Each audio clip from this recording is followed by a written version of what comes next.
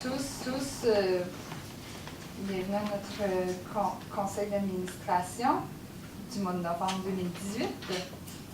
Donc, avant de passer à la période des questions, je vais juste y aller de quelques commentaires en introduction.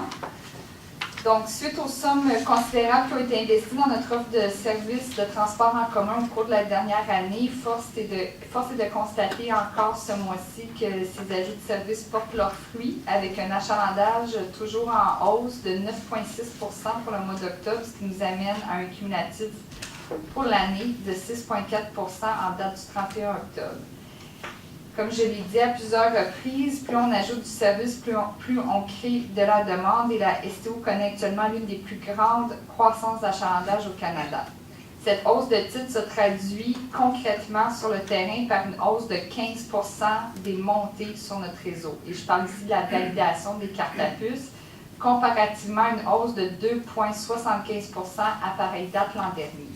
Une telle croissance est difficile à absorber pour une société de transport et la STO ne fait pas exception à cette règle. Cet achalandage est une excellente nouvelle en soi, mais amène son lot de défis. En plus des surcharges importantes observées sur le réseau, cette croissance met beaucoup de pression sur nos équipes qui sont aux premières lignes pour accueillir une clientèle.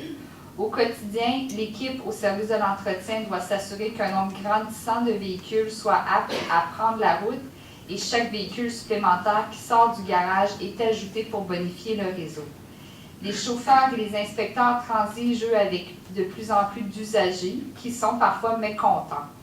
Et qui dit plus de clients dit aussi plus de soutien à la clientèle pour le service des relations avec la clientèle.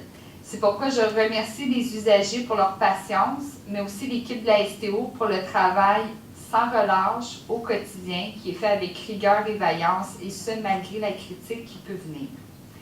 Reste à voir si la croissance que nous vivons deviendra une tendance pour les années à venir. En attendant, la STO est en mode action et depuis janvier 2018, 9 employés au service de l'entretien ont été embauchés et 14 embauches sont prévues en 2019. 27 nouveaux autobus réguliers hybrides ont été reçus pour un total de 81 d'ici 2021. Et le conseil d'administration ratifiera ce soir le nouveau contrat de travail des gestionnaires de premier niveau qui prévoit la création de 6 nouveaux postes, des ressources qui contribueront à l'amélioration du travail au quotidien, en plus de contribuer au grand virage d'entreprise qui a été amorcé avec l'adoption du plan stratégique 2017-2026 où l'usager est au cœur de nos décisions. Je tiens aussi à mettre de l'avant, puisque s'entamera dans quelques jours le mois de décembre et la période des fêtes, que pour sa clientèle, la STO met de l'avant encore cette année nos tarifs à 2 $ pour les fins de semaine de décembre et janvier. Donc, une autre façon aussi de reconnaître notre clientèle, nos usagers que nous apprécions, voir sur le réseau en tout temps de l'année. Donc, sur ce, je passerai maintenant à la période de questions du public.